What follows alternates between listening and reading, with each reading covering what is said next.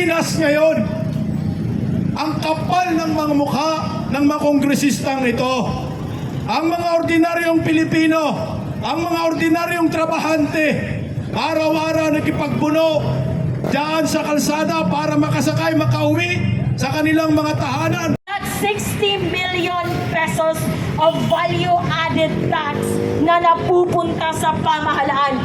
60 million pesos. And come to think of it, it's not just value-added tax, it's not just 1 million Filipino minimum age earners. Ang daming tao, putang ina. Try to multiply 60 million pesos on a daily basis times 50 million Filipinos. Ang yaman ng Pilipinas. Pero meron tayong ospital na walang gamot. Meron tayong mga public hospital na walang higaan. At kung meron man, sira-sira ang higaan. Sasabihin na walang ayuda kung hindi magbibigay si Martin Romualdez. Putang ina mo, bakit pinangalanan mo ng Romualdez Hall ang isang espasyo na nasa Kongreso? Hindi mo pera yan. Hindi mo pera yan. Ang kapal ng pagbumukha niyong lahat. You are doing a syndicated, organized plunder against the Filipino people. Nakakahiya kayo. Ayokong maging Filipino dahil kung kayo lang ang halimbawa ng pagiging Filipino, mas mabuti na lang na hindi ako maging Filipino. Nakakahiya kayo. Habang ang hirap magtrabaho. Kaming mga, it's not an excuse. It's not even a valid reason to say that ang Pilipinas is mahirap. Mahirap ang Pilipinas dahil lazy ang mga people. That's not true. Take a look around. Kahit yung mga tao doing a manual labor, kahit yung mga drivers, kahit yung mga jeepney drivers, kahit yung mga nagbibenta sa bangketa, they double time to earn a few hundred pesos, to pay taxes, to contribute sa mga lavish lifestyle ng mga putang inang nasa Kongreso. Sa mga Pilipino, I urge you, sa mga dumadaan dito, magsalita kayo, makisali kayo, makilahok kayo. Walang dilawan dito, walang kakamping, walang Duterte supporters. We do not need you to be anything. We just need you to be a Filipino, standing for accountability, standing for responsibility of securing our future. Kasi kapag wala kayong gagawin ngayon, wala nang bukas ang Pilipinas dahil ninanakaw nila. Walang bukas ang Pilipinas para sa atin, para sa mga anak nyo, at para sa mga anak ng anak nyo.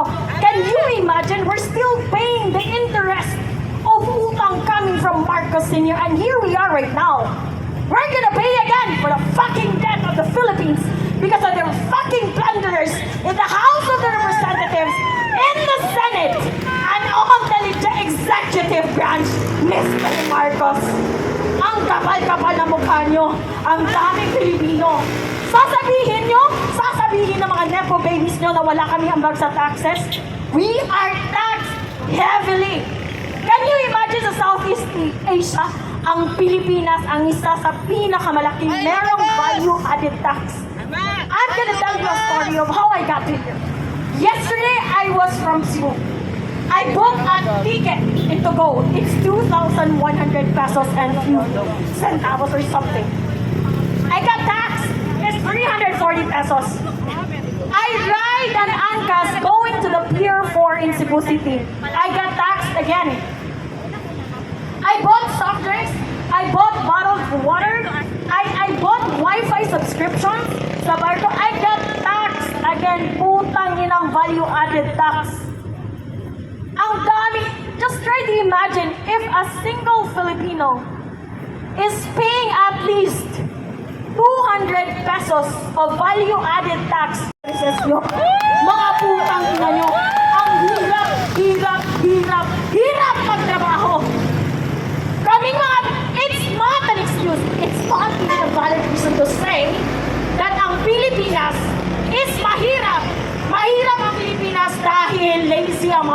That's not true. Take a look around. Kahit yung mga tao doing a manual labor, kahit yung mga drivers, kahit yung mga jeepney drivers, kahit yung mga nagbibenta sa bangketa, they double time to earn a few hundred pesos, to pay taxes, to contribute sa mga lavish lifestyle ng mga putang inang nasa Kongreso. Sa mga Pilipino, I urge you, sa mga dumadaan dito, magsalita kayo, makisali kayo, makilahok kayo. Walang dilawan dito, walang kakamping, walang Duterte supporters. We do not need you to be anything. We just need you to be a Filipino, standing for accountability, standing for responsibility of securing our future. Kasi kapag wala kayong gagawin ngayon, wala nang bukas ang Pilipinas dahil ninanakaw nila. Walang bukas ang Pilipinas para sa atin, para sa mga anak nyo, at para sa mga anak ng anak nyo. Can you imagine? We're still paying the interest of utang coming from Marcos Sr. And here we are right now. We're gonna pay again for the fucking debt of the Philippines because of their fucking blunders in the House of the Representatives, in the Senate, and on the executive branch, Mr. Marcos. Ang kapal-kapal na mukha nyo, ang daming Pilipino. Sasabihin ng mga nepo babies nyo na wala kami ambag sa taxes. We are taxed heavily. Can you imagine sa Southeast Asia, ang Pilipinas ang isa sa pinakamalaking merong value-added tax.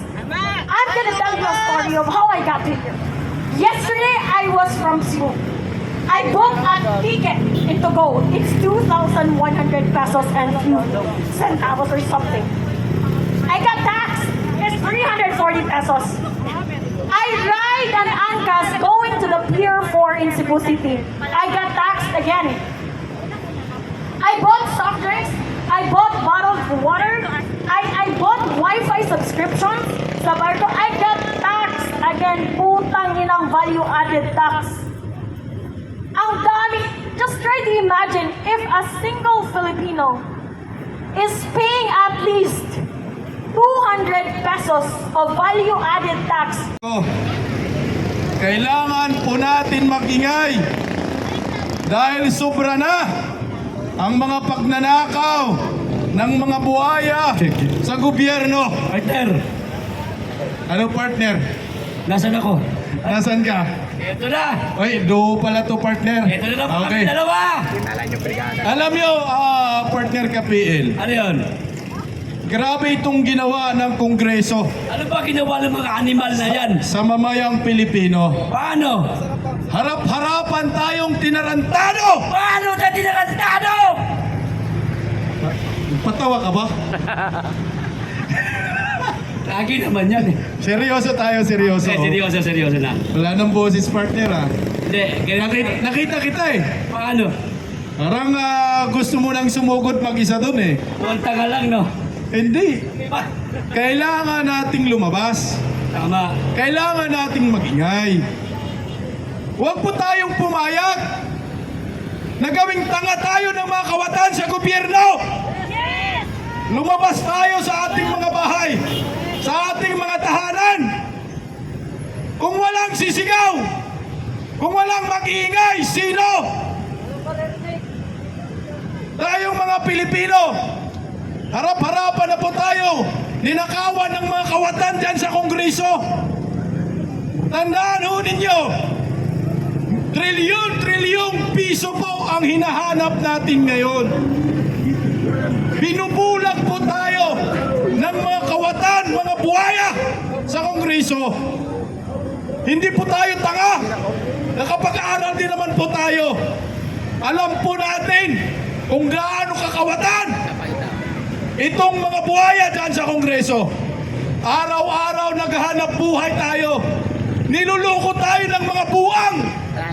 Naghanap buhay tayo para lamang sa kanila. Para sa kanilang mga luho. Dan, mantakin nyo, nagbabayad tayo ng buwis. Nagsisipag tayo araw-araw. Para lang pala yan sa kanilang mga pamilya. Grabe! Merong mga anak ng mga kongresista, mantakin mo isang kainan. Magkano yung binayaran ng mga animal? 700,000 pesos binayad nila sa isang kainan lang ho nila. Isipin nyo yung 700,000 isang kainan. Tayong mga Pilipino, araw-araw tayo nagsisikap, naghanap buhay. Pero ano po yung kinakain natin? Yung iba nga dyan, isang tuka na lang. Isang bisis na lang kumakain sa isang araw. Pero sila, mga anak nila, grabe, isang kainan, 700,000 pesos. Kailan pa ba tayo kikilos? Kailan pa ba tayo magingay? Saka na, pag nalimas na ang kaba ng bayan, niluluko tayo harap-harapan. Isipin mo, taon-taon nagpapasa ng budget. Taon-taon yan. Ang budget na pinapasa, trilyones. At yung iba pang budget na yan, ay inuutang pa yan sa ibang bansa. Tapos, anong ginawa nila sa inuutang? Ninanakaw nila. At sino ang magbabayad dyan? Tayo, kayo, tayong lahat. Utang ng ina nila, utang din ng ina natin, partner. Correct, partner. Mga utang ng ina nila. At maliwanag na partner. Oo. Maliwanag na ikinanta na sila ng mag-asawang Diskaya. Pero ang mga Pilipino, matigas talaga ang ulo. Maliwanag na ninanakawan na tayo ng mga animal na nasa loob ng House of Representatives. Ang kapal na mukha ninyo, nagawa nyo pang magpabantay sa mga matitinong kapulisan. Ginagamit nyo ang matitinong kapulisan para kayo maprotektahan habang kayo nagnanakaw, ninanakaw nyo ang kaban ng bayan, mga walang iya. Mga putang ina ng ina nila. Huwag po tayong pumayag na habang buhay tayo gawing tanga at taruan ng mga buhaya dyan sa kongreso na yan. Grabe na. Talagang nakakagalit na ito. Hindi ho po pwede na ang mga Pilipino ay lagi na lang magpapaapi sa mga politikong walang habas sa pangungurakot at paglilimas sa kaban ng bayan. Hindi ho po pwede manahimik tayo. Hindi ho po pwede na sila ay sumaya lang. Dapat tayong mga Pilipino ay sumaya. Isipin nyo, kayong mga motorista, araw-araw kayo nagtatrabaho, araw-araw kayo nagbabayad ng buwes. Kada pagbili po ninyo na mismo candy, merong tax yan. Pambihira, nagbabayad ka ng tax, nagbabayad tayo ng tax. Para saan? Para bahain? Para nakawan? Para matraffic? Ganun ba? Ang makapasok sa kanilang trabaho ng maayos, nagtitiis sa traffic. Pero itong mga anak ng mga buhaya, merong sariling mga jet, merong sariling mga helikopter, mga eroplano. Ang kapal ng mga mukha ninyo. Kung saan-saan nagbabakasyon, sa iba-ibang bansa, sa Europa, gamit ang pira ng bayan. Kailangan po natin mag-demand sa mga kongresistang ito. Buksan po ninyo ang inyong mga libro. Hanggang ngayon, wala po kayong binubuksan na mga libro. Maging transparent po kayo sa mga mamamayang Pilipino. Kung hindi kayo magnanakaw, buksan po ninyo ang inyong mga bank accounts ng kusa. Ipakita po ninyo ang bilyon-bilyong ninanakaw ninyo sa kaban ng bayan. Maawa kayo sa mga Pilipino. Maawa kayo sa mga OFW na nawalay sa kanilang mahal sa buhay. Nagsisikap para mabuhay, para sa bayan. Pero mga tarantado kayo, pinagnanakaw lang ninyo ang pira ng bayan, ang kakapal ng mga mukha ninyo. Ito, Speaker Martin Romualdez. Buti naman, tinapla naman yung kapal ng mukha mo. Grabe ha? Almost apat na taon nyo kaming niloloko. Nasaan ang pira ng bayan? Hinahanap po namin ngayon 1.2 trillion pesos sa flood control projects na kayo po ang nag-release ng mga ganyang klaseng mga budget. Ano po ang napala ng sambayanang Pilipino? Puro mga multong proyekto. Ang tindi ho ng kapal ng mga mukha ho ninyo. Hindi po kami papayag, Martin Romualdez, na ikaw lamang ay bumaba sa pwesto. Kailangan managot ka, magpaliwanag ka sa taong bayan, saan mo dinala ang bilyong-bilyong pera ng mga mamamayang Pilipino. Eh kaso tumakas na, partner. Tumakas na. Ba't mo pinatakas? Eh, binantayan ng mga ano dyan eh. Tumakas na ba talaga? Tumakas na daw. China, Saldico!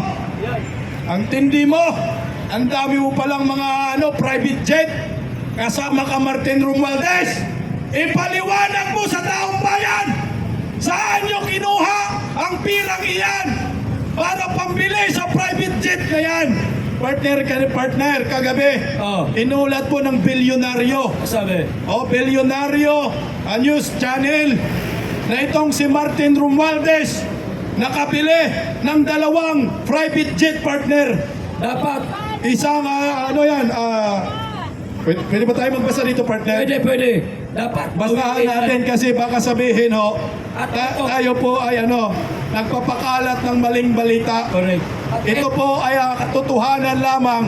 Ang ating parang nag-vlog lang tayo, partner. Oo, para programa lang ito. Programa ito sa live. Sa, Ito! Makinig po kayo sa akin. Ito po yung ulat ng Bilyonaryo Channel. Dapat po ito imbestigahan ng Senado at dapat po malaman ng sambayanang Pilipino saan ba nanggagaling ang pira ng mga hinayupak na ito. Mantakin mo, nakabili po si Martin Romualdez ng private jet kasama si Saldico. Ito po, hindi po ito fake news ha. Pagmamayari umano ni na House Speaker Martin Romualdez at Congressman Saldico. Ayon ito sa bilyonaryo ha.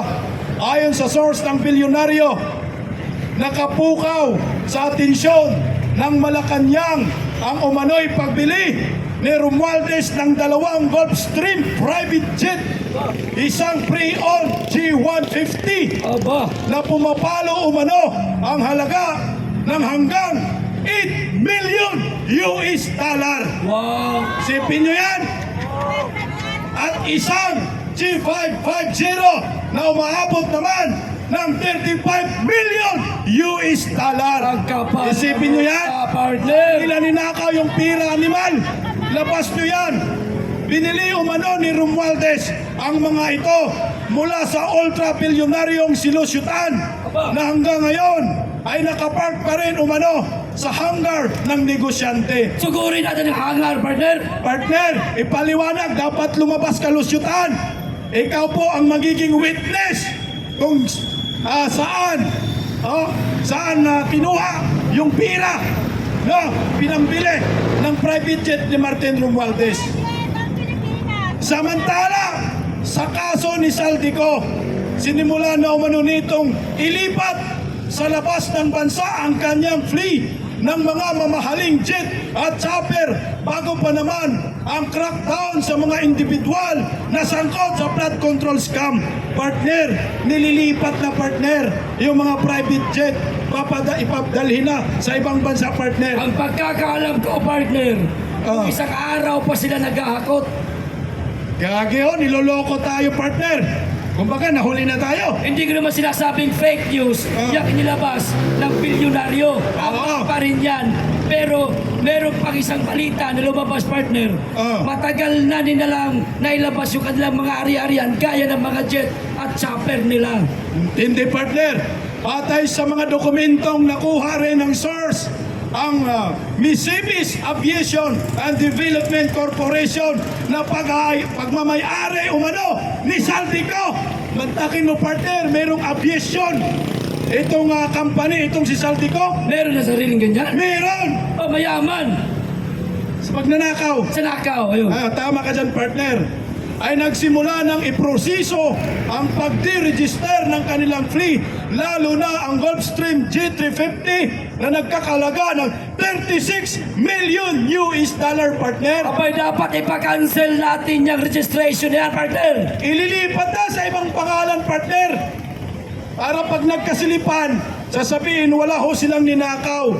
Mga animal. Ito ha, sa lihim ng chief pilot ng Misibis Aviation na si Captain Elgidio Palaganas ng Civil Aviation Authority of the Philippines noong Agosto 18, humiling ng major modification of the export certificate of airworthiness ang deregistration of the certificate of registration para sa G350. Pero partner, dahil sa takot ni Saldico, yung bahay niya, pinarikadahan na partner.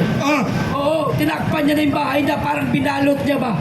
Ay pukinangina na yan, pira naman ng bayan yan. Ay dapat niya pasukin natin yan. Mamaya, magbasa muna ako. Sige. Okay. Nakuha umano ng Misibis Aviation ang G350 tail number RP C8575 noong Hunyo 2024. Di ba partner? Nakabili ng private jet last year partner. Antindi ha? Ang naturang jet ay 18 taon na at dati na ginagamit ng AJS Executive Jet shares ng United States Gulf Aero Asian at isang hindi pinangalan ng Philippine operator. Sana bumagsak ang puta ng jet din habang sakay si Saldico. Sana mutiurok ba? Oo, mamatay ba ang makina? Pinamunuan umano ang aircraft leasing business ng anak ni Ko na si Michael Ellis Ko at ang J350 ang nag-isang business jet sa kanilang fleet ayon pa sa ulat ng bilyonaryo. Ang kapal ng mukha! Samantala, nakakuha rin ang source ng bilyonaryo ng mga larawan ng 5 pang private jets at 5 luxury bell helicopters sa ilalim ng Misibis Aviation ni Saldico. 5 helicopter, 5 private jet. Ang hindi, Taka partner, saan siya kumuha ng pera? galing sa kaban ng bayan yan.